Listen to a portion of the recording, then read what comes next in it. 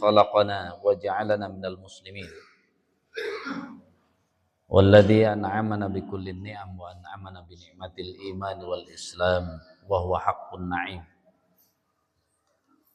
أشهد أن لا إله إلا الله وحده لا شريك له الملك الحق المبين وأشهد أن محمدا عبده ورسوله صادق الوعد الأمين. اللهم صل وسلم على نبينا ومولانا محمد وعلى آله وصحبه أجمعين. أما بعد، قال تعالى: يا أيها الذين آمنوا اتقوا الله حق تقاته ولا تموتن إلا وأنتم مسلمون. فيا عباد الله أوصيني وإياكم بتقوى الله فقد فاز المتقون. Jamaah sekalian rahimakumullah, bersyukur pada Allah Subhanahu wa taala kita masih bisa melaksanakan ibadah di mana saudara-saudara kita yang terkena musibah saat ini masih kesusahan, dan kita hanya bisa mendoakan dan membantu semampunya. Mudah-mudahan mereka semua tabah dan diberikan solusi dari Allah Subhanahu wa taala. Jamaah sekalian rahimakumullah, di bulan-bulan akhir dari Masehi, di bulan Desember ini, sering sekali kaum muslimin disibukkan dengan isu agama lain. Kalau di tahun-tahun sebelumnya banyak orang-orang yang meributkan ataupun mengajak-ngajak mengucapkan selamat kepada agama tertentu, maka yang melakukannya di zaman-zaman itu adalah orang-orang yang terkategori liberal, sehingga masyarakat masih bisa tidak goyah atau belum goyah. Tapi di tahun 2023 dengan mengejutkan, seorang yang di negeri kita disebut ahli tafsir, dia menjadi guru besar, menulis juga kitab tafsir, maka tiba-tiba mengeluarkan pernyataan dengan menggunakan surat Maryam ayat 33, wassalamun alayya yauma wulidtu wa yauma amutu wa yauma ub'atsu hayya, dengan menyatakan bahwa ayat ini menunjukkan Nabi Isa mengucapkan selamat atas kelahirannya. Jamaah sekalian rahimakumullah, padahal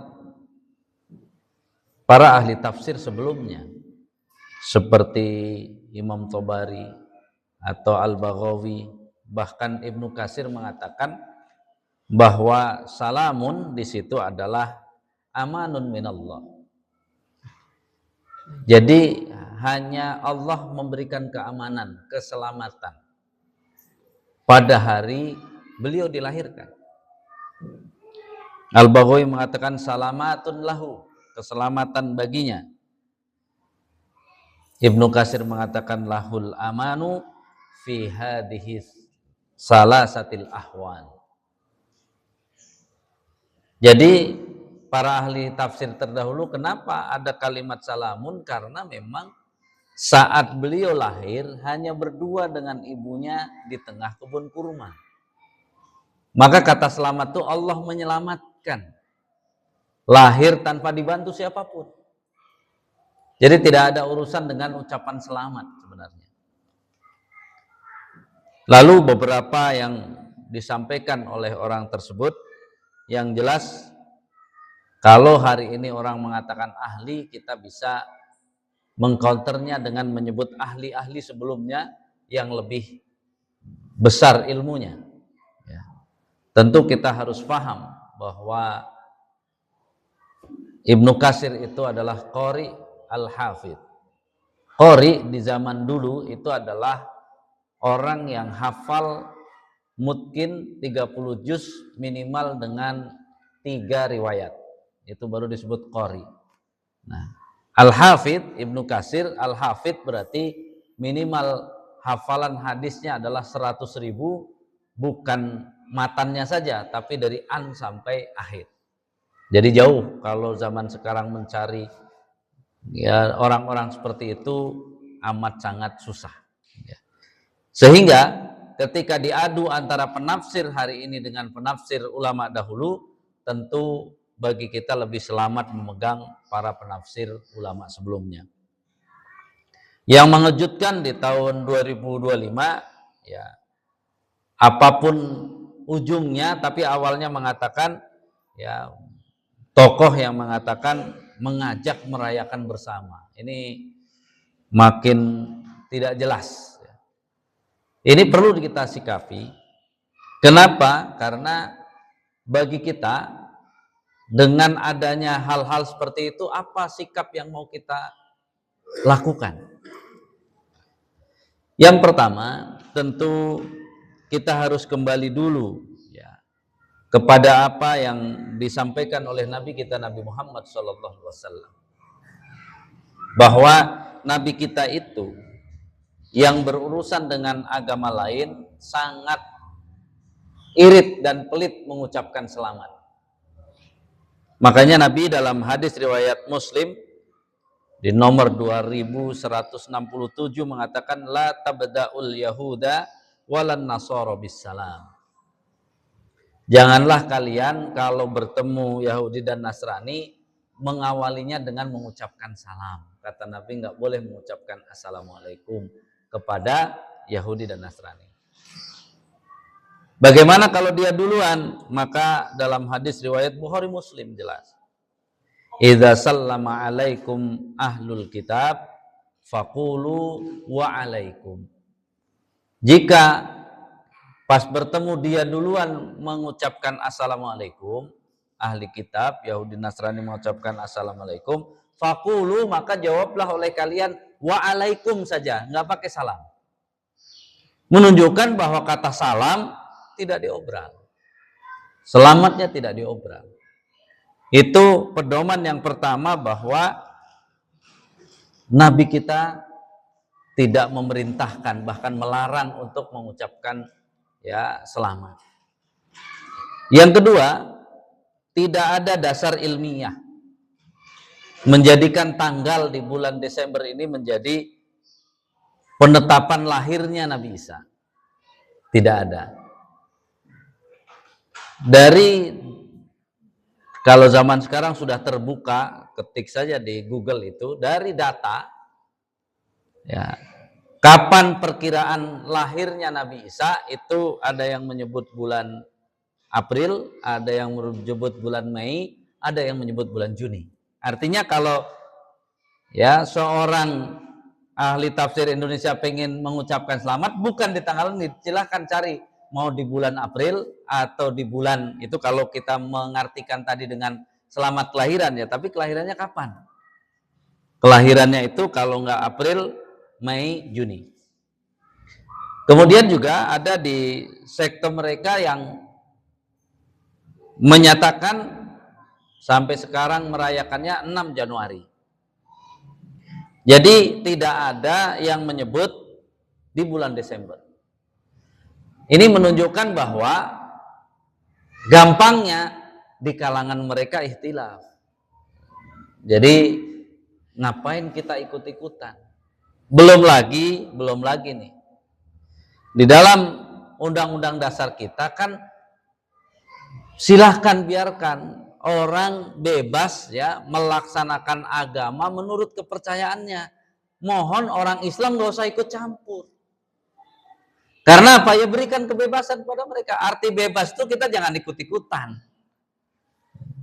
Jadi masing-masing silahkan melaksanakan ajaran agama masing-masing. Agama orang lain nggak usah orang diajak-ajak, itu nggak usah. Ya biarin aja. Biarkan saja mereka, kan gitu ya. Dengan keyakinan mereka melakukan itu ya biarkan. Tapi kita nggak perlu orang Islam malah ribut. Kenapa orang Islam yang ribut? Padahal ini bukan urusan umat Islam. Kalau mau ngajak perayaan bersama ya Idul Fitri, Idul Adha silahkan. Selain itu ya janganlah, santai-santai saja. Karena apa? Ya sebenarnya urusan agama lain bukan urusan agama kita. Tapi yang menyedihkannya saat turunnya ya surat Al-Kafirun itu benar-benar yang menawarkan adalah orang-orang kafir Quraisy kepada Nabi. Nah lucunya di zaman kita yang ngajak-ngajak malah orang Islam sendiri. Ini kan menjadi PR jadinya. Walaupun kalau kita sudah mengerti seperti ini, diajak siapa saja, ayo ikut ini, ayo ke sana, kalian mengucapkan ini, bilang saja lakum dinukum waliyadin, silakan aja. Karena apa?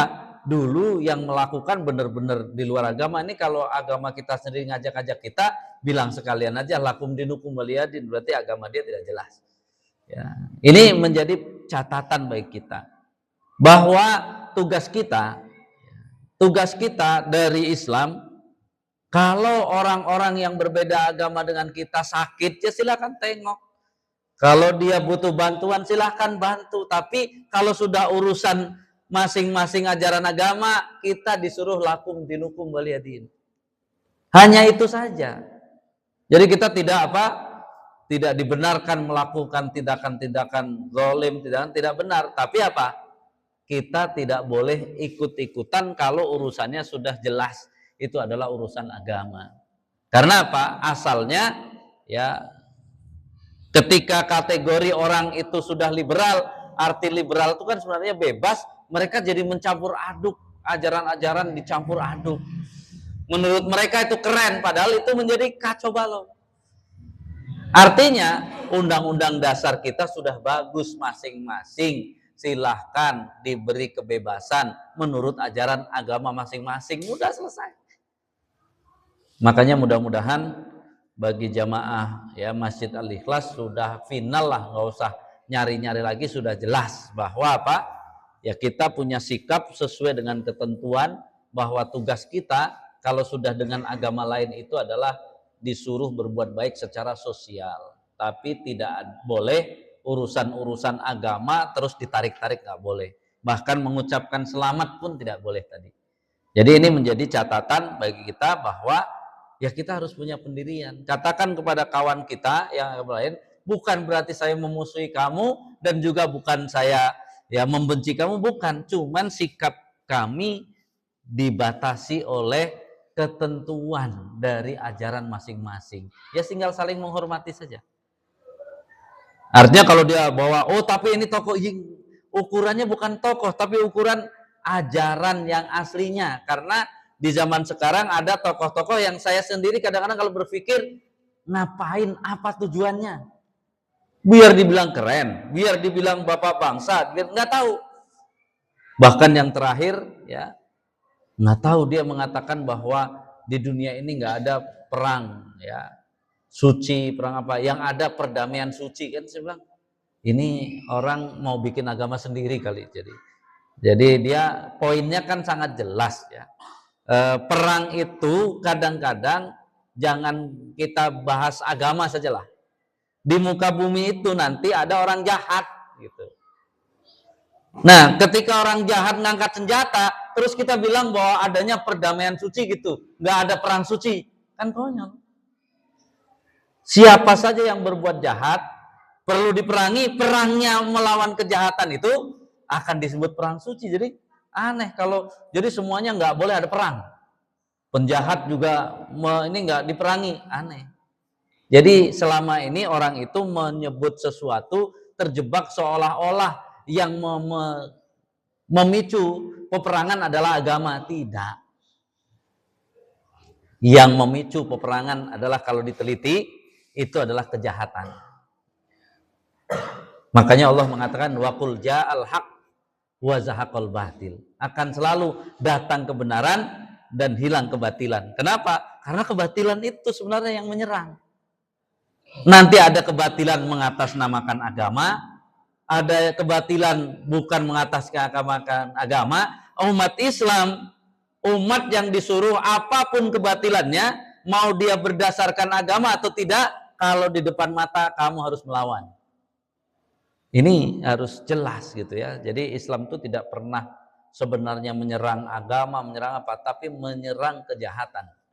Kalau orang itu sudah melakukan kejahatan, bahkan orang Islam sendiri melakukan kejahatan, ya harus ditumpas oleh orang Islam. Jadi Islam punya ya konsep jihad. Arti jihad itu memerangi, kata ayatnya memerangi kedoliman, memerangi kejahatan. Jadi ini yang harus dipahami oleh kita. Kalau ada orang kafir tidak jahat, ya nggak akan diperangi. Makanya di Islam ada kafir dhimmi yang dilindungi, haknya dipenuhi, semua ada. Jadi sekali lagi, saya tidak tahu ya, tokoh ini sekarang gencar sekali karena saat ini punya jabatan, jadi seolah-olah ya dia menjadi juru bicara agama Islam untuk mengatakan tadi perdamaian, apanya perdamaian? Kita itu di muka bumi ini, tugas kita sebagai muslim bukan bicara perdamaian, tapi bicara melaksanakan ya perintah-perintah Allah dan menjauhi larangan-larangannya. Jadi suatu saat ya, kalau ada kejahatan ya jangan berdamai dengan kejahatan. Kalau ada kezaliman jangan berdamai dengan kezaliman. Kalau kita mengaku umat Nabi Muhammad, kalau kita mengaku ya melaksanakan perintah Allah. Sampai kalau kita tidak bisa melawan, oleh Allah disuruh melawan minimal dengan hati kita menentang. Saya nggak setuju nih dengan kayak gini, ini nggak adil, ini nggak benar. Itu berarti iman kita hidup.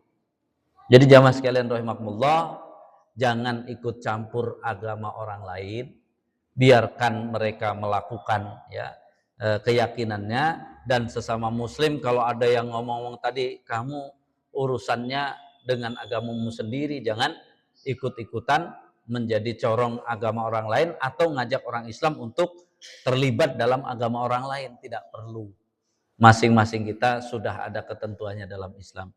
Barakallahu li wa lakum fil Qur'anil azim wa nafa'ani wa iyyakum bima fihi minal ayati wa dzikril hakim wa taqabbalallahu minni wa minkum tilawatahu innahu was-sami'ul alim. Fastaghfirullahal azim li wa lakum innahu huwal ghafurur rahim.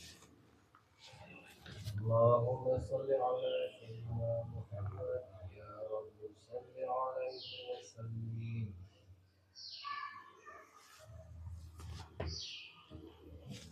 Alhamdulillahi rabbil alamin wal aqibatu lil muttaqin wala udwana illa 'alal zalimin.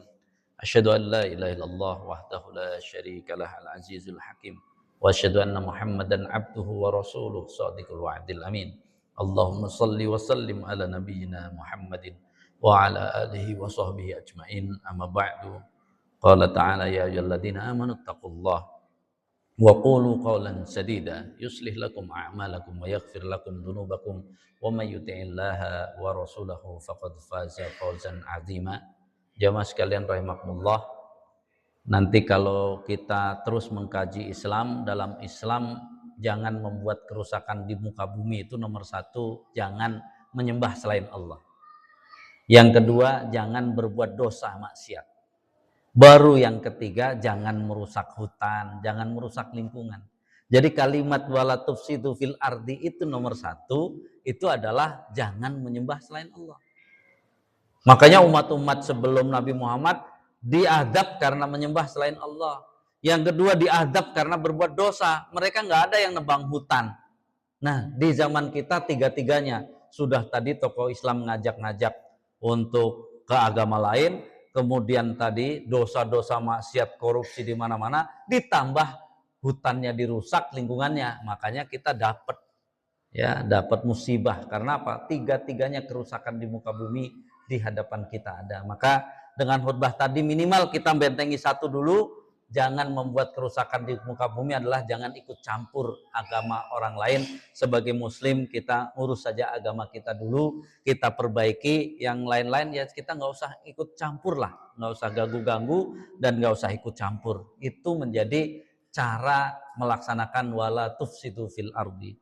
Innallaha wa malaikatahu yusholluna 'alan nabi ya ayyuhalladzina amanu shallu 'alaihi wa sallimu taslima. Allahumma shalli ala nabiyyina Muhammadin wa ala alihi wa sahbihi wa barik wa sallim ajmain bi rahmatika ya arhamar rahimin. Allahumma ighfir lil mu'minina wal mu'minat wal muslimina wal muslimat al ahya'i minhum wal amwat innaka sami'un qaribun mujibud da'wat fa ya qadiyal hajat rabbana taqabbal minna innaka antas sami'ul alim wa tub 'alaina innaka antat tawwabur rahim. Rabbana ighfir lana dhunubana wa liwalidina warhamhum kama rabbawna shighara. Rabbana hab lana min azwajina wa dhurriyyatina dhurriyyatina qurrata a'yun waj'alna lil muttaqina imama. Allahumma inna nas'aluka ilman nafi'an wa rizqan thayyiban wa amalan mutaqabbala. Allahumma ansurna wal muslimina fi Indonesia min makril kuffar wal munafiqina wal musyrikin. Allahumma ansurna nasran qariban. Allahumma ansurna nasran azizan. Allahumma mazzik jam'al kafirin wal munafiqina wal musyrikin. Allahumma sattid samlahum wal anhum la'nan kabiran wal anhum la'nan qariban. Ya azizal hakim ya rabbal alamin. Rabbana zalamna anfusana wa illam taghfir lana wa tarhamna lanakunanna minal khasirin. Rabbana la tuzigh qulubana ba'da idh hadaitana wa hab lana min ladunka rahmatan innaka antal wahhab. Rabbana atina fid dunya hasanah wa fil akhirati hasanah wa qina adzabannar. Wa sallallahu ala nabiyyina Muhammadin wa ala alihi washabbihi wasallam. Subhanaka rabbana rabbil izzati amma yasifun wa salamun alal mursalin walhamdulillahi rabbil alamin. Aqimis shalah. الله أكبر الله أكبر أشهد أن لا إله إلا الله أشهد أن محمدا رسول الله.